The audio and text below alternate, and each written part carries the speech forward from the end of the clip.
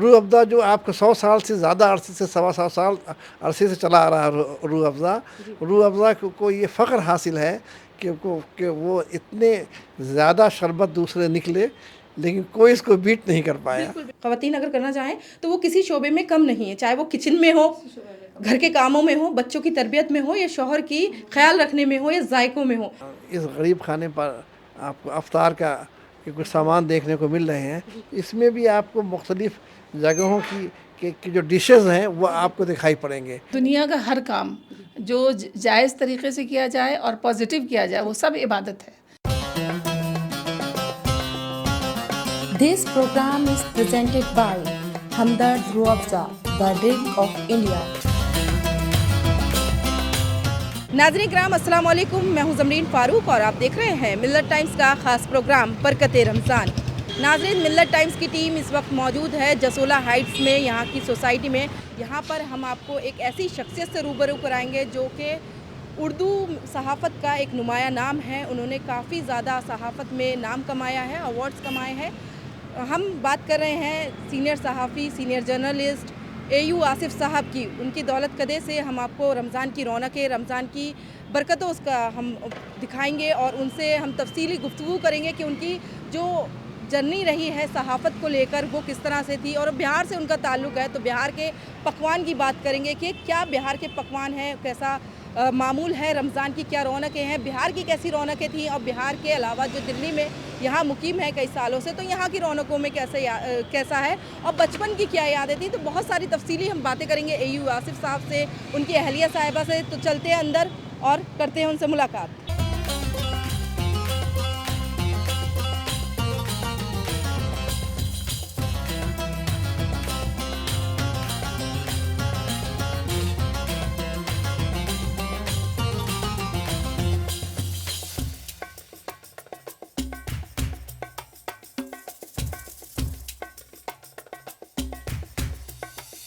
नाज़रीन, हम मौजूद हैं AU आसिफ साहब के साथ। उनकी अहलिया साहिबा डॉक्टर सबिहा नाहिद साहिबा मेरे साथ मौजूद हैं। सबसे पहले तो मैडम आपका बेहद शुक्रिया मिल्लत टाइम्स की टीम को बुलाने के लिए, और रमज़ान मुबारक। जी, आपको भी रमज़ान मुबारक हो और आपका भी बहुत बहुत शुक्रिया हमारे यहाँ हमारे गरीब खाने पर तशरीफ़ लाने के लिए जी, और नवाजा आप लोगों ने आकर के। मैम रमज़ान किस तरह से आपके गुजर रहे हैं? अल्हम्दुलिल्लाह इस बार तो रमज़ान बहुत अच्छे गुजर रहे हैं, बिल्कुल पता ही नहीं चला कि 20-21 रोज़े कैसे गुजर गए। मौसम भी चूँकि बहुत अच्छा है और फिर एक शेड्यूल बन जाता है, एक मशगूलियत रहती है सुबह से शाम तक की, डिसिप्लिन में इंसान रहता है तो पता ही नहीं चलता। ऐसे भी नहीं पता चलता, अगर मुश्किल रोज़े हों तब भी डिसिप्लिन में अगर टाइम गुजारो तो बिल्कुल पता नहीं चलता। और इस बार तो ख़ास तौर से मौसम ने भी बहुत साथ दिया है, इसलिए बहुत बहुत अच्छा गुजरा। अब कुछ ही दिन रह गए, इख्तिताम है रमज़ान का, रमज़ान के रोज़ों का। तो रमज़ान में क्या स्पेशल बनता है, बिहार का स्पेशल बनता है या दिल्ली के कुछ जायकों का भी इंक्लूड होते हैं सब चीज़ों में? मेरे यहाँ मतलब दोनों मिला जुला होता है। बेसिक तो ज़ाहिर है, बेस तो बिहार का ही रहता है। जैसे चने हैं, हम लोग वो जो देसी चने होते हैं, काले चने, उसका ज़्यादातर पसंद करते हैं।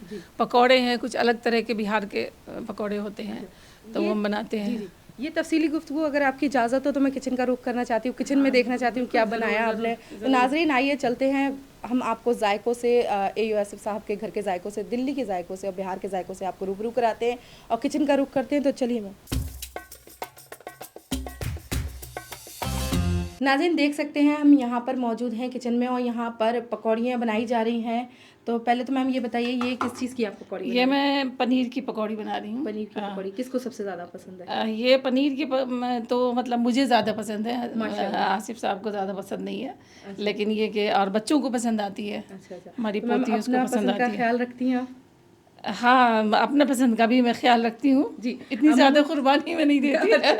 नहीं, अमूमन जो ख़वातीन होती है ना, मैं जाती हूँ तो घर में तो पूछती हूँ तो मैं कि अपनी पसंद का आप ख्याल रखती हैं, क्योंकि ना होता है ना कि इतनी ज़्यादा भाग-दौड़ वाली ज़िंदगी जैसे हमारी कट रही है, जैसे हमारे लाइफ़स्टाइल है, तो बहुत भाग-दौड़ वाली ज़िंदगी, फिर बच्चों की परवरिश, शौहर, फिर फैमिली, उसको समेटना, फिर हम जब थक जाते हैं ना तो हम सोचते हैं कि नहीं, अपनी पसंद तो साइड कर लेते हैं, जो पसंद की बनी है लोगों की वही खा लेते हैं।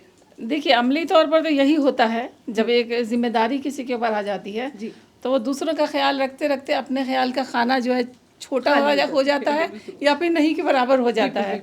और लेकिन ये कि इससे मैं एग्री नहीं करती कि अपना ख्याल नहीं रखना चाहिए, अपना ख्याल भी रखना चाहिए। इसलिए कि जब आप अपने आप को हर तरह से इम्पोर्टेंट समझेंगे तभी आप किसी और के लिए भी कुछ करने लायक रहेंगे। बिल्कुल, ये बहुत अच्छी बात कही आपने कि जब अपने आप को हम अगर अहमियत नहीं देंगे तो हम आगे दूसरों के लिए क्या करेंगे, फिर उनको कैसे अहमियत देंगे। खुद को भी अहमियत दिया, दूसरों को भी अहमियत दें, और एक दूसरे को अहमियत दे के बांध कर रिश्ते चलते हैं। बिल्कुल बिल्कुल सही बात है, रिश्ते इसी तरह से चलते हैं। और अपने आप को बिल्कुल कहीं पर नहीं मानना, ये भी सही नहीं है। जाहिर है जिम्मेदारी आने के बाद तो वो इस मोड में इंसान होता ही है कि सबके ख्वाहिशात, सबकी ज़रूरियात को सबसे पहले रखता है, आगे रखता है। ये इसके अलावा ये कौन सी वाली ये बिहार की स्पेशल है। ये मसूर की दाल जो होती है मुझे डिफरेंट दिख रहा जी था जी, बेसन में, और तो इसको कच्ची दाल को भिगो के और पीस के फिर इसमें सारे मसाले मिला के बनाते हैं। मसाले में क्या क्या? इसमें हल्दी, मिर्ची, अजवाइन थोड़ी सी, लहसुन अदरक का पेस्ट, अजवाइन से थोड़ा सा ना नमक, हाँ थोड़ा सा ठीक भी रहता है, हाजमे के लिए भी अच्छा होता है ना, रोजे के दिनों में सही रहता है। तो ये हमारे यहाँ का स्पेशल है, ये दिल्ली में नहीं बनता है ये जी मैंने देखा है अमूमन पकौड़ी। इसका जायका भी थोड़ा मतलब कि डिफरेंट होता है आम पकौड़ियों से। किसको पसंद है? सबको ज़्यादा पसंद ये सबको पसंद है, ये सबको पसंद। टेस्ट डेवलप है ना, शुरू से बचपन से खाया है। और बैगन की भी पकौड़ियाँ हैं? हाँ, बैगन की तो खैर सब जगह बनती हैं। अच्छा, पहले का ज़माना होता था तो फिर डिफरेंट टाइप, जैसे अभी पकौड़ियाँ बनने लगी, बैगन, टमाटर, अंडों की और बॉयल एग की। हाँ। पहले हम बनाते थे खाली प्याज और आलू की पकौड़ी। जी पहले दस्तरखान पे वैरायटी नहीं होती थी चीज़ों में, अलग तरह की चीज़ें होती थी जो अब नहीं होती हैं। पहले मुगलई खाने, शाही अंदाज के खाने ज़्यादा बनाए जाते थे। वो मैं भी बनाती हूँ, सीखा है हमने अपनी नानी से, अपनी अम्मी से। हाँ, माशाल्लाह। जैसे मुर्ग मुसल्लम है, या फिर हाँ एक स्वीट डिश होती है, आज मैंने बनाई है, महबूबी उसको कहते हैं। महबूबी? हाँ, तो अच्छा, मैं ज़रूर देखूंगी। हाँ, तो वो ज़रा काफ़ी डिफिकल्ट, डेलिकेट होता है उसको बनाना। बिल्कुल। मैंने पहली बार ये नाम सुना है। कोई ऐसी डिश मीठी होती है? मीठी होती है। अच्छा, महबूबी है तो मीठी से लग रहा है मुझे। हाँ, ये मीठी होती है। अच्छा, जैसे आपने मुझे बताया बिहार से आपका ताल्लुक है, तो बचपन की कुछ यादें, दस्तरखान, रमज़ान, रोज़े? हाँ, पहले तो दस्तरखान बहुत वसी हुआ करते हैं। हमारा बचपन गांव में गुजरा है और पूरा एक ख़ानदान, पूरा गांव मतलब मेरा एक ख़ानदान था। तो बड़े बड़े दस्तरखान बिछते थे दालानों में, दरवाजे पे, और डाइनिंग टेबल का ज़माना तो वो था नहीं। और जाहिर सी बात, इफ्तार तो दस्तरखानों पे ही अच्छा लगता है करने में, ज़मीन पे बैठ के। तो सारे लोग, रिश्तेदारों को बुलाया जाता था, बच्चों को तो जश्न ही होता था, ये चीज़ें बन रही हैं। और हमारे यहाँ ख़ास तौर से हमारे इलाके में ना मूंग की पैदावार बहुत होती है।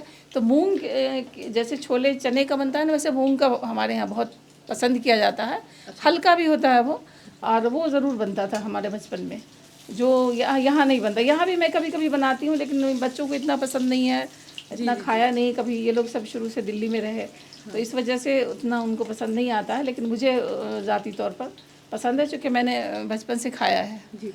मैंने महबूबी बनाई तो मैंने बहुत गूगल पे सर्च किया कि उसकी कुछ हिस्ट्री मालूम हो जाए तो मैं बयान करूँ, लेकिन कहीं भी कोई हिस्ट्री नहीं मिली। जी बिल्कुल, आपने मुझे बताया तो मैं पहली मर्तबा कुछ चीज़ सुन रही हूँ, इसकी मैं तफसीली बात करूँगी। कोई भी चीज़ कहीं ना कहीं ओरिजिनेट करती है, कहीं ना कहीं से कोई ना कोई तारीख होती है उसकी।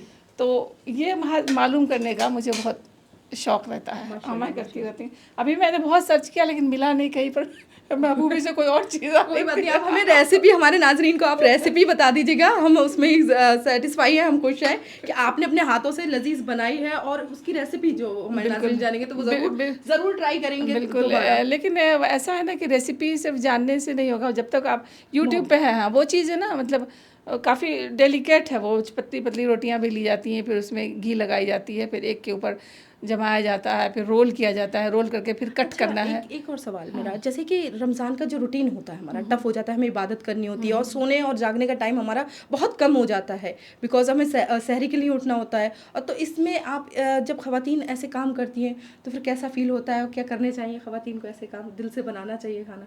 हाँ, देखिए, दुनिया का हर काम जो जायज़ तरीक़े से किया जाए और पॉजिटिव किया जाए, वो सब इबादत है। हम सिर्फ इसको नहीं मानते कि कुरान पढ़ लेना, नमाज़ पढ़ लेना इबादत है। हम बच्चे की परवरिश करते हैं, वो भी इबादत है। खाना बनाते हैं अगर अपनी फैमिली के लिए, वो भी इबादत है। तो अगर इस अंदाज से सोचा जाए तो हर काम इबादत है, तो वो अलग से कोई चीज़ वो नहीं है। उसको करने में कोई बोझ नहीं लगता है। लेकिन ये कि टाइम का मैनेजमेंट, कब क्या करना है, वो तो आप पर डिपेंड करता है। 24 घंटे सबको अल्लाह ताला ने दिए हैं, वो कैसे मैनेज करना है वो आपके ऊपर डिपेंड करता है। बिल्कुल, अगर आप मेहनती हैं तो आप टाइम मैनेजमेंट अच्छे से अगर आप अपनी मेहनत को नहीं आंकते रहे हर वक्त, अरे मैंने बहुत कर लिया, मैं थक गई, ये सारी चीज़ें जहन से चलती हैं। अगर आप मेंटली इसको कि मेहनत, भाई मैं तो बस यही जानती हूँ कि अल्लाह ताला ने दिन बनाए हैं काम करने के लिए, रात आराम करने के लिए। बस रात भर की 6-7 घंटे की नींद अगर मिल गई काफ़ी है दिन भर काम करने के लिए। तो यही है, अगर ऐसे सोचिए तो बहुत सारे काम निकल आते हैं। बिल्कुल बिल्कुल जी। नाज़रीन देख सकते हैं आपके मतलब तालीम हासिल करना और एक उर्दू में इतना ज़्यादा आप काम करती हैं, आप लिखती भी हैं शायद ना? जी बिल्कुल लिखती हूँ, मज़ामीन लिखती हैं, कॉलम्स लिखती हूँ। गज़लें लिखने के लिए एक अलग माइंड चाहिए होता है, एक फ्रेश माइंड चाहिए होता है। मैं थोड़ा बहुत लिखती हूँ बट अब नहीं लिख पा रही हूँ, लेकिन उसके लिए एक माइंड सेट अलग चाहिए होता है। तो फिर ऐसे शेड्यूल में आप माइंड सेट करती हैं, तो ये बहुत बड़ी बात है कि देखें हम किसी ख़वातीन अगर करना चाहें तो वो किसी शोबे में कम नहीं है, चाहे वो किचन में हो, घर के कामों में हो, बच्चों की तरबियत में हो, या शौहर की ख्याल रखने में हो, या जायकों में हो, तो हर चीज़ पे महारत हासिल हो सकती है अगर आप करना चाहें। बिल्कुल, ये गए ज़माने की बात हो गई कि लोग औरत को नाक़िसुल अक़ल यानी कम अक़ल वाले 2 दर्जे के शहरी की हैसियत से लोग समझते थे, इसलिए कि उनको मौका ही नहीं दिया जाता था कुछ करने का। ज़ाहिर सी बात है किसी जेंट्स को, किसी लड़के को भी उस तरह से मौका नहीं दिया जाएगा, वो भी नाक़िसुल अक़ल बन सकता है। लेकिन एक्चुअली अल्लाह ताला ने ऐसा नहीं बनाया है, कोई मतलब आप दोनों में पार्शियलिटी नहीं की है। वो माहौल, वो मतलब जब मौका मिला तो लड़कियों ने भी अपना फ़न हुनर दिखाया। और जब ऐसे सपोर्टिव फैमिली मिलती है जैसे आपकी फैमिली है और आप आसिफ सर हैं, जब आपको बढ़ावा दिया उन्होंने आगे पढ़ने का, तो ऐसे लोग भी होने चाहिए। बिल्कुल होने चाहिए। बिल्कुल देखिए, पूरा घर का निज़ाम चाहे तालीम के मामले में हो या काम के मामले में हो या एक दूसरे के ख्याल के मामले में, सपोर्ट ही से चलता है। अगर दोनों को एक दूसरे का सपोर्ट नहीं हासिल हो तो जाहिर सी बात है कि ज़िंदगी आसान नहीं हो सकती है। तो ये बहुत ज़रूरी बात है, हर किसी को इसको अमल करना चाहिए। और माशाल्लाह मैं तो देखती हूँ कि आज की जनरेशन काफ़ी सपोर्टिव है अपनी बीवी, अपनी मतलब शरीक हयात के तईं। हाँ, ये अच्छी बात है, अच्छी बात हाँ, है, ये अच्छी बात है, होना भी चाहिए। इस्लाम यही सिखाता है कि दोनों है। एक गाड़ी के पहिए हैं, शौहर एंड हस्बैंड, तो उनको दोनों को मिलकर चलना चाहिए। अगर एक में भी कुछ कोताही या कमी हो जाएगी तो एक पे ज़्यादा बोझ आ जाएगा, फिर गाड़ी पूरी सही नहीं चल पाएगी। चूँकि ज़माना चेंज हो गया है, अब लड़कियाँ भी वर्किंग होती हैं, तो जाहिर सी बात है कि लड़कियाँ भी वर्किंग हैं, लड़के भी वर्किंग हैं, तो दोनों मिलकर अगर घर की जिम्मेदारी को भी अगर एज़ पर ज़रूरत नहीं संभालेंगे तो फिर स्मूथली नहीं चल सकता है। तो इसका ख्याल तो थोड़ा मॉडिफाई अपने माइंड को, अपने जहन को करना होगा। जी, तो आप ये ट्राई कर रही थी, तो बैगन पूरी बना रही हैं जी। तो और तफसीली गुफ्तगू हम ना आपसे वहाँ पर टेबल पे करेंगे जब खाना खाएंगे, तो और भी जायकों से पूछेंगे और भी आपकी यादें और जो रमज़ान की रौनकें थी और क्या शॉपिंग चल रही है, आपकी शॉपिंग भी करी हो, तो हम ये सब चीज़ें अब दस्तरखान पे पहुँचेंगे। तो नाजरीन चलते हैं दस्तरखान की तरफ और वहाँ के जायकों से और आसिफ सर से आपसे मुलाकात कराते हैं।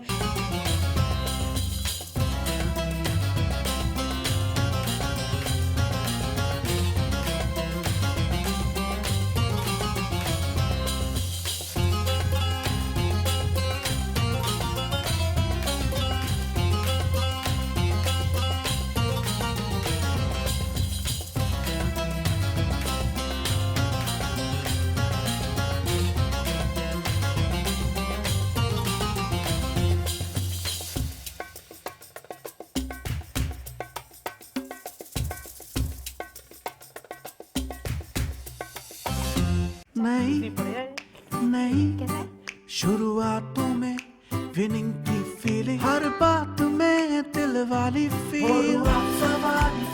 100 साल से इंडिया हर फीलिंग को सेलिब्रेट करता आया है रूह अफ़ज़ा के साथ, इसीलिए आज भी है Rooh Afza, the drink of India. नाज़रीन हमारे साथ एयू आसिफ साहब हैं जो एक सीनियर सहाफ़ी हैं, काफ़ी ज़बानों पर उनको महारत हासिल है, प्रेस क्लब के एग्जीक्यूटिव भी रह चुके हैं और मिल्लत टाइम्स के सरपरस्ती भी करते हैं कभी कभी, और उर्दू अदब से उनका गहरा ताल्लुक़ है और बिहार से भी गहरा ताल्लुक़ है और इस वक्त दिल्ली में मुकीम है। तो सबसे पहले तो सर को मैं अस्सलाम वालेकुम, आपको रमज़ान की बेहद मुबारकबाद सर। आपको भी, और welcome to here and I think that this is a very opportune moment कि आप सब यहाँ आए और हमें मिलने का, मुलाकात का मौका मिला, और वो भी रमज़ान मुबारक के मौके पर। जी सर, सबसे पहले तो आपका बेहद शुक्रिया कि आपने हमें बुलाया है। नहीं, ये तो हमारी खुशकिस्मती है कि आप लोग यहाँ आए हैं और वो भी रमज़ान के अफ्तार के जश्न पहले आए हैं। इससे ज़्यादा अच्छी बात और क्या हो सकती है। सर, तो रमज़ान आपके कैसे गुजर रहे हैं? अल्हम्दुलिल्लाह। और कभी कभी तबीयत की कुछ नासाजी रहती है तो उससे मुतासिर होता है, लेकिन यह है कि एज ए होल बहुत अच्छा है, मौसम भी अच्छा है। जी माशाल्लाह। और मैं समझता हूँ कि आप एक ऐसे इलाके में यहाँ आई हैं जो कि डीडीए का फ्लैट का HIG कैटेगरी है जी और यहाँ मिक्स पॉपुलेशन है। जी हिंदू, मुसलमान, सिख, ईसाई सभी रहते हैं। मुस्लिम आबादी ज़्यादा है और ये इस पूरे माहौल को बहुत ही हारमोनियस बना देता है, हम आहंग बना देता है। और इससे सबसे ख़ास बात यह है कि हमारा मुल्क जो एक जहाँ यकजहती है, जहाँ कम्युनल हारमोनी है, जहाँ हम आहंगी है, उसका बेहतरीन नमूना यहाँ देखने को मिलता है। बिल्कुल बिल्कुल बिल्कुल। जो मौजूदा दौर है जिसमें ऐसे बयानबाजी की जा रही है और इस तरह से कहा जा रहा है, लेकिन जब आप रहते हैं, आपके अड़ोस पड़ोस में जब नॉन मुस्लिम्स रहते हैं तो जो मोहब्बत होती है वो मोहब्बत काफ़ी होती है, ऐसे बयानबाजी के ऊपर हावी होती है। आपने बिल्कुल सही कहा कि इस वक्त मुस्लिम इंटेलेक्चुअल्स का ये गढ़ है और पुरानी दिल्ली जो कभी बहुत मारूफ थी अपनी तहज़ीब व तमद्दुन के लिए, उस पुरानी दिल्ली का जो तहज़ीब व तमद्दुन है, ख़ास तौर से रमज़ान में जो पुरानी दिल्ली देखने को मिलती थी, जामा मस्जिद का इलाका, चितली कब्र का इलाका, बल्ली मारान गली, कासिम जान का इलाका, लाल कुएँ का इलाका, लगता है कि उसका एक मिनी एक रूप जो है इस ओखला में, जिसे अब जामिया नगर कहते हैं, आपको देखने को मिलेगा। आप इस वक्त जो इस गरीब खाने पर आपको अफ्तार का के कुछ सामान देखने को मिल रहे हैं, इसमें भी आपको मुख्तलिफ़ जगहों की जो डिशेज़ हैं वो आपको दिखाई पड़ेंगे। तो इससे ऐसा लगता है कि इमाइग्रेंट्स ने, तारकीन वतन ने खाने को मुतासिर किया है, अफ्तार को मुतासिर किया है, आपको हर चीज़ को मुतासिर किया है। इसमें एक चीज़ कॉमन दिखाई पड़ती है इन तमाम चीज़ों में। आप ज़्यादातर घरों में जाएंगी तो रूह अफ़ज़ा आपको मिलेगा। बिल्कुल सर, बिल्कुल सर। रूह अफ़ज़ा कॉमन है जो बरसों से चली आ रही है दस्तरखान की रौनक। रूह अफ़ज़ा जो आपको 100 साल से ज़्यादा अरसे से, 125 साल अरसे से चला आ रहा है रूह अफ़ज़ा।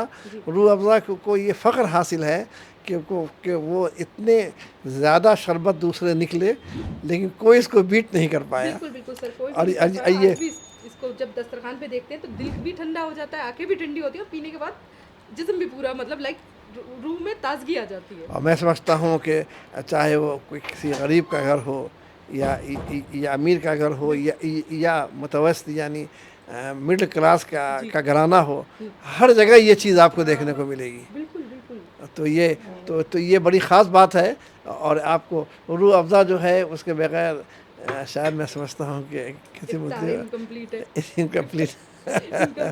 क्योंकि देखिए कोई भी शरबत आप रख दें, चाहे नींबू पानी हो, कोई भी जूस हो, लेकिन रूह अफ़ज़ा को बीट नहीं कर सकता। हाँ, ये तो है अपनी जगह, लेकिन इसके बनाने के तरीके भी कुछ अलग अलग हैं। मैं अभी देख ही रही थी कि मैम ने कुछ इसमें शायद नमक मिलाया है एंड देन नींबू। तूतू बलंगा होता है वो भी इसमें मिलाया गया है। और ये आपको बताएंगी कि ये अपने स्पेशल तरीके से कैसे इसको बनाती हैं and it takes a different taste. बताओ भाई क्या है। मैम बताइए क्या डाला है इसमें आपने? इसमें मैंने मतलब रूह अफ़ज़ा तो डाला ही डाला है, जो रूह है इसकी वो डाला है, और थोड़ी सी चीनी, थोड़ा सा काला नमक और नींबू का रस। ये तमाम चीज़ें मिला देने से एक तरह से शिकंजी टाइप की चीज़ बन जाती है और उस पर रूह अफ़ज़ा का फ्लेवर आ गया जी। और उसके ऊपर मैंने वो तुखमलंगा कहलाता है, इंग्लिश में इसका कुछ और नाम है, उसकी चिया सीड नहीं है, हाँ बेसिल सीड शायद कहलाता है, तो वो मैंने डाला। ये भी पेट को बहुत ठंडक देता है। हाँ, तो थोड़ा थोड़ा गर्मी आ गई है ना, तो ये भी ज़रूरी है। तो ये डाल कर अच्छा अच्छी फीलिंग्स आती है। एक तरह से समझिए कि दिन भर आपको भूखे प्यासे रहते हैं तो ये ORS जैसी चीज़ बन जाती है। बिल्कुल, हेल्थ हाँ, का भी हाँ, वो भी नेचुरल बिल्कुल। तो आपने कभी वो मोहब्बत का शरबत मोहब्बत ट्राई किया है? नहीं, वो कभी ट्राई नहीं किया।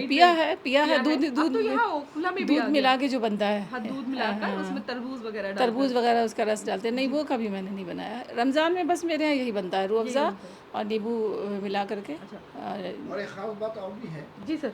कि सेहरी के वक्त हम लोग प्यास को बुझाने के लिए दिन के वक्त धूप में हम लोग आपको सेहरी के वक्त जब भी थोड़ा वो जो भी लेते हैं तो उस वक्त सिंकारा लेते हैं। सिंकारा भी आपको हमदर्दी का बना हुआ है। अब वो भी हमदर्दी, वो भी रूह अफ़ज़ा की तरह बहुत पुराना प्रोडक्ट है। अच्छा, लेकिन वो है कि ये जितना पॉपुलर है जी, वो थोड़ा सा हम लोग पुराने जो पहले से हमारे फैमिली में पिया जाता रहा है, तो भी हाँ, लेकिन ये कि रूह अफ़ज़ा, लेकिन सेहरी में हम लोग वो पीते हैं। हाँ, टॉनिक है वो, एक तरह से वो नेचुरल टॉनिक है वो एक तरह से। हाँ बिल्कुल, रमज़ान का जो महीना होता है उसमें पूरा दिन आप जब रोज़ा रखते हैं तो सेहत का भी ध्यान रखना चाहिए। और मौसम जब तब्दील हो रहा है तो उसमें तो और ज़्यादा सेहत का, बिकॉज अब सर्दी जा रही है और गर्मी आ रही है, तो वो ठंड और गर्मी का कॉम्बिनेशन चल रहा है। और इस टाइम में अगर आप ठंडा गर्म का कुछ कर लें तो कोल्ड का फीवर, ये सारे चीज़ें चल रही हैं। सर, जैसे कि रमज़ान का महीना है तो आप परफ्यूम और इत्र कौन सा यूज़ कर रहे हैं? हम लोग परफ्यूम से ज़्यादा इत्र को तरजीह देते हैं, लेकिन आज कल कुछ ऐसे अच्छे परफ्यूम आ गए हैं जो इत्र का मुकाबला कर लेते हैं। मैं समझता हूँ कि ये जो परफ्यूम मेरे हाथों में है, ये भी लगता है कि बहुत हाई स्टैंडर्ड का है। पुरानी कदरें भी इसमें मौजूद हैं। इसका नाम रॉयल मिस्क रिजाली है और ये भी लगता है कि साहब काफ़ी खुशबू भी है। बिल्कुल सर, अल्कोहल फ्री होते हैं और मुसलमान ज़्यादातर इस पर ही ट्रस्ट करते हैं कि अल्कोहल फ्री होने चाहिए परफ्यूम। हाँ, ये इसकी ख़ास बात यह है कि एक दीनी पहलू यहाँ जुड़ा हुआ है। चूँकि आपको अल्कोहल आम तौर से डिफरेंट इसमें परफ्यूम में रहता है, चाहे उसकी मकदार कम से कम क्यों ना हो, लेकिन यह है कि इन्होंने इसको फ्री रखा है अल्कोहल से। तो मैं समझता हूँ कि ये जो एक चीज़ है, ये एक बड़ी चीज़ है। और ये भी बताएंगे क्या है ये, कैसा लगता है मैम आपको परफ्यूम? हाँ, परफ्यूम में वही अल्कोहल वाली बात होती है। ये जो अजमल का इत्र है, परफ्यूम है, ये अल्कोहल फ्री है, तो इसको यूज़ करना हम लोग पसंद करते हैं। तो आपने ये कुछ महबूबा समथिंग टाइप? महबूबा नहीं है, महबूबी है। महबूब, सॉरी माय मिस्टेक, महबूबी। अच्छा, कुछ फीमेल सा नहीं लग रहा महबूबी। मतलब ये जो फीमेल सा लगी रहा है, जाहिर सी बात है। मतलब ये जो है जी सर, मुअन्नस है, मुज़क्कर नहीं है। फीमेल ने बना। मैं कंफ्यूज हो गई, माय मिस्टेक। तो ये महबूबी कहा जाता है। मेरे ख्याल से इसकी हिस्ट्री पता करेंगे तो मालूम होगी, लेकिन ये सब मुगलिया दौर की चीज़ें हैं, वो बहुत रिच, बहुत रिच, ऐसे ही कुछ यूनिक से नाम भी होते थे। बिल्कुल। तो इसको बनाने में जितनी लेयर है ना, इतनी लेयर इसको मेहनत भी है। इसकी जितनी लेयर्स है ना, जितनी, तो ये पतली पतली मैदा को गूंद के। मैदा में क्या मिलाते हैं? मैदा में इसमें और वो मिलाते हैं, घी मिलाते हैं। घी मिला के, हाँ, उसको बिल्कुल आटा जैसा थोड़ा हार्ड, मतलब गूंद के, और पतली पतली रोटियां बेली जाती हैं। एक लेयर रोटी बेल के फिर उसमें घी लगा के, थोड़ा आटा छिड़काव करके, एक के बाद एक 7-8 रोटियों का लेयर, पतली पतली रोटी का करके, फिर उसको रोल करते हैं। रोल करके फिर कट करके छोटा छोटा, फिर उसको सीधा करके छोटा छोटा बेल के फ्राई करते हैं। अच्छा, फ्राई करके फिर शीरा में, चाशनी में डालते हैं। चाशनी में जी, काफ़ी टेस्टी होगा। हाँ, तो मेहनत काफ़ी होती है, इसीलिए ये इसका नाम निशान मिट रहा है, अब कोई बना नहीं रहा। क्योंकि देखिए ना, ये जो हमारा जो दौर चल रहा है ना, तो रेडीमेड सारी चीज़ें मिल जाती हैं। अब पकौड़ियाँ, मैंने वहाँ देखे खलीलुल्लाह मस्जिद के पास कि ये आपने जो छोले बनाए ना, ये भी बने हुए मिल रहे हैं। एक स्टॉल लगा है, उस पर स्पेशल ये छोले मिल रहे हैं सर। उन्होंने छोटा सा स्टॉल लगा लिया कि ये भी रेडीमेड मिल रहा है कि आप खरीदें, इफ्तार में रख लें। लेकिन उसमें आपकी मोहब्बत नहीं मिलेगी ना, आपका पर्सनल टच नहीं मिलेगा। कितना भी अच्छा मिल जाए, जो लेकिन घर की जो ख़वातीन बनाती हैं वो जायका नहीं मिलेगा। तो नाज़रीन, वक्त हो चला है इफ्तार का। आज हम लोगों ने जो रोज़ा रखा है, अल्लाह ताला ने जिस तरह से पहले के लोगों के रोज़े कबूल किए हैं, हम लोगों के रोज़े को भी कबूल फरमाए। आमीन। वाहिर दावना अल्हम्दुलिल्लाह रब्बिल आलमीन। अल्लाहु अकबर,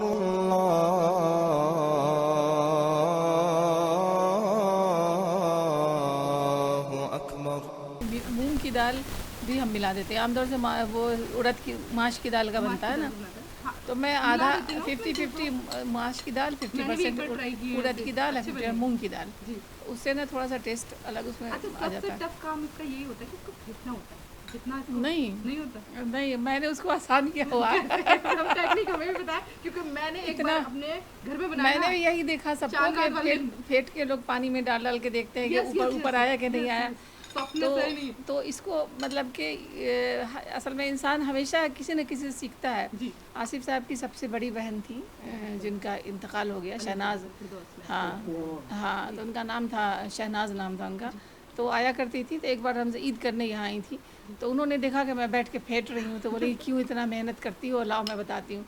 इसमें थोड़ा सा सोडा डाल दीजिए, खाने वाला सोडा, अब बस थोड़ा सा मिक्स कीजिए और तलिए, बिल्कुल हल्का हो जाता है। सोडा डालने से कम अपने आप ही हल्का हो जाएगा, मिक्स करने की ज़रूरत नहीं है उतनी, बस मिक्स करके तल दिया। तो आपने बहुत अच्छी बात। और उसके बाद फिर जाहिर है तलने के बाद उसको पानी में डाला जाता है, गर्म पानी में। हाँ, थोड़ा और हल्का करने के लिए, तब निकाल के फिर दही वही डाली जाती है। तो ये जो है ना, इसका टेक्निक है, इसकी मेहनत कम करने के लिए, फिर अच्छा भी बन जाता है।